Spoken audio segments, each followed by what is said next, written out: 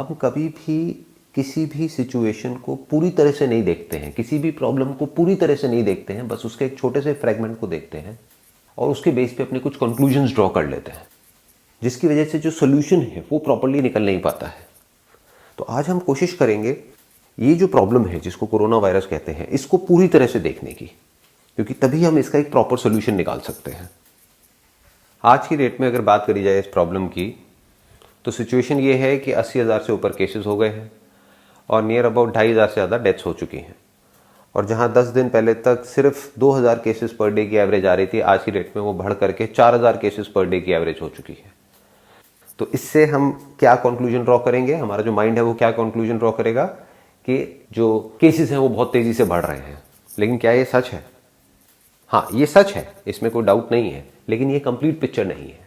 Complete picture क्या है? इसका एक दूसरा एस्पेक्ट भी है, वो ये है कि अगर 10 दिन पहले तक आप देखेंगे तो सिर्फ 10 लाख टेस्ट हुए थे, जिसकी वजह से 40,000 केसेस थे। तो एवरेज कितनी आई? 4%। आज की डेट में जो टेस्ट की एवरेज है वो बहुत ज़्यादा बढ़ गई है। डेली के on an average 1 lakh test हो रहे हैं। तो पिछले 10 दिन में कितने टेस्ट हो गए? 10 लाख और हो गए, यानी कि टोटल 20 लाख टेस्ट हो गए। तो ये केसेस 40,000 से बढ़ करके 80,000 हो गए हैं, ऐसा हमें लग रहा है। एक्चुअल में केसेस नहीं बढ़े हैं, टेस्ट बढ़ गए हैं। यानी कि अगर टेस्ट को और बढ़ा दिया जाए तो हमें लगेगा कि केसेस और बढ़ गए हैं, और अगर टेस्ट को कम कर दिया जाए तो केसेस कम हो जाएंगे। तो कहीं भी मीडिया में, न्यूज में, कहीं पर भी ये बात नहीं हो रही है कि कितने टेस्ट हो रहे हैं और उसके प्रोपोर्शन में कितने केसेस आ रहे हैं। हर जगह पे बात क्या हो रही है? केसेस बढ़ रहे हैं, केसेस बढ़ रहे हैं, केसेस बढ़ रहे हैं, जिससे हमें क्या लग रहा है कि वायरस फैल रहा है, कोरोना वायरस बढ़ रहा है, केसेस बढ़ रहे हैं। ना तो केसेस बढ़ रहे हैं, ना ये वायरस फैल रहा है, टेस्ट बढ़ रहे हैं। क्योंकि एक्चुअल में केसेस क्या है उसको तो अभी हमको कैलकुलेट करना पड़ेगा समझने के लिए कि कितने केसेस ऑलरेडी है इंडिया में। तो एक्चुअल में केसेस नहीं बढ़ रहे हैं, इतने केसेस डिटेक्ट हो रहे हैं क्योंकि टेस्ट बढ़ रहे हैं। तो अब एक बार थोड़ी सी कैलकुलेशन करते हैं कि अभी इस समय एक्चुअल में कितने केसेस हैं इंडिया में। क्या 80,000 है, या उससे कम है, या उससे ज्यादा है? बड़ा सिंपल है, ये परसेंटेज हमारे पास में निकल करके आ रही है, जिसमें कि बिल्कुल क्लियर है कि पहले जब 10 लाख टेस्ट हुए थे तो केसेस थे 40,000, आज 20 लाख टेस्ट हो गए हैं तो केसेस हैं 80,000, यानी कि परसेंटेज कितनी हो गई? 4%। तो बड़ा सिंपल है, जो हमारी कंट्री की पॉपुलेशन है उसको 4% से हम मल्टीप्लाई कर देते हैं, यानी 130 करोड़ इंटू 4%, ये होता है 5 करोड़ 20 लाख, नियर अबाउट समझ लेते हैं 5 करोड़। बट ये तरीका ठीक नहीं होगा, बिकॉज अभी भी इंडिया में बहुत सारी एरियाज ऐसे हैं जहां पर कि बहुत ज़्यादा केसेस डिटेक्ट नहीं हुए हैं। जिस तरह से अभी कुछ दिन पहले गवर्नमेंट ने जोन्स में अलग अलग डिवाइड किया था, तो उससे हम एक आइडिया लगा सकते हैं। तो इसमें से 80% को हम हटा देते हैं, यानी कि जो रूरल एरियाज हैं उसको हटा देते हैं, सिर्फ अर्बन एरियाज की बात करते हैं। तो अगर 5 करोड़ में से हम 80% को हटा देते हैं तो यानी 4 करोड़ हम हटा देते हैं उसमें से। तो आज की डेट में केसेस कितने निकल करके आ रहे हैं हमारे पास में? 1 crore. 1 crore cases on the most conservative side आज की डेट में इंडिया के अंदर है। और अब अगर हमने यहाँ तक कैलकुलेशन कर ली है तो ये बात भी समझने में हमको देर नहीं लगनी चाहिए कि अब इसको रोकने का कोई तरीका नहीं है। यानी कि अगर 1 करोड़ लोग जिनको या तो हो चुका है पास्ट में या अभी है, तो उसको आगे मल्टीप्लाई होने से हम नहीं रोक सकते हैं। यानी 1 करोड़ का 2 करोड़ भी होगा, 5 करोड़ भी होगा, 10 करोड़ भी होगा। एक एंगल से आप देखोगे, अगर बिना सिचुएशन को समझे तो आप क्या कहोगे? अरे ये तो बहुत बुरा है कि अब आने वाले टाइम में 10 करोड़ केसेस हो जाएंगे, 20 करोड़ हो जाएंगे। दूसरे एंगल से अगर आप समझने की कोशिश करोगे तो ये बहुत ही अच्छा है हमारी कंट्री के लिए, क्योंकि इससे हमको क्या समझ आ रहा है कि हम लोगों ने हर्ड इम्यूनिटी अचीव कर ली है।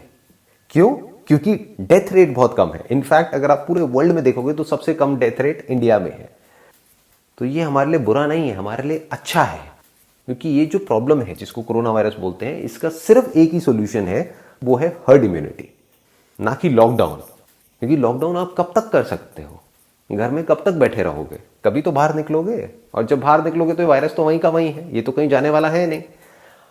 हर्ड इम्यूनिटी का मतलब ये होता है, अगर ज़्यादा से ज़्यादा लोगों को ये वायरस हो जाता है और उनके अंदर एंटीबॉडीज डेवलप हो जाती हैं इस वायरस से लड़ने के लिए, तो इसका जो स्प्रेड है वो बहुत ही स्लो डाउन हो जाता है।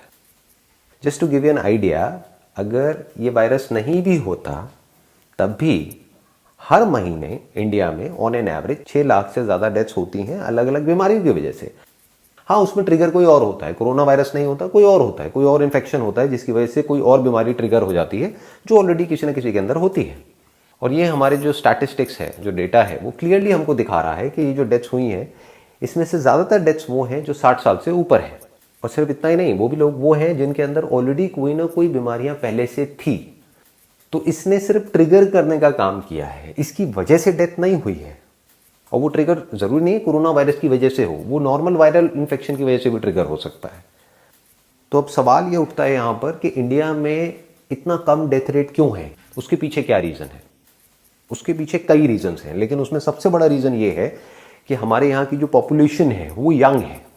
यानी कि 90% से ज़्यादा जो पॉपुलेशन है उनकी एज 60 साल से कम है। दूसरा रीज़न क्या है कि हमारी इंडियंस की इम्यूनिटी वैसे ही कंपैरेटिवली स्ट्रांग है वेस्टर्न वर्ल्ड से। जैसे फॉर एग्जांपल बाहर से कोई इंडिया में आता है तो उसको थोड़ा सा भी कुछ खा पी ले तो वो बीमार पड़ जाता है। हम लोग अपना चलते रहते हैं, यहाँ पे हमको कोई दिक्कत नहीं है, क्योंकि यहाँ पे ऑलरेडी जो इन्फेक्शंस हैं और अलग अलग तरह के वायरसेस हैं वो बहुत ज़्यादा हैं। तो हमारी बॉडी ऑलरेडी इम्यून है बहुत तरह के वायरसेस के लिए, बहुत तरह के बैक्टीरियाज के लिए। तो this could be another reason. लेकिन रीज़न चाहे कोई भी हो, चाहे वो साइंटिफिकली प्रूवन है या नहीं है, जो हमारे नंबर्स हैं वो हमको क्लियरली ये बता रहे हैं कि इंडिया में डेथ रेट सबसे कम है पूरे वर्ल्ड में। इसका मतलब क्या है कि हम हर्ड इम्यूनिटी को बड़े आराम से अचीव कर सकते हैं, प्रैक्टिकली अचीव कर सकते हैं, बिना हमारा जो पूरा का पूरा जो मेडिकल सिस्टम है उसके ऊपर प्रेशर डालें। तो मेरा हम्बल सजेशन ये है गवर्नमेंट ऑफ इंडिया को कि अब आप इस लॉकडाउन वाले माइंडसेट से बाहर निकल करके हर्ड इम्यूनिटी के बारे में सोचिए, क्योंकि वो ही परमानेंट सॉल्यूशन है इस प्रॉब्लम का। Thank you so much for your time.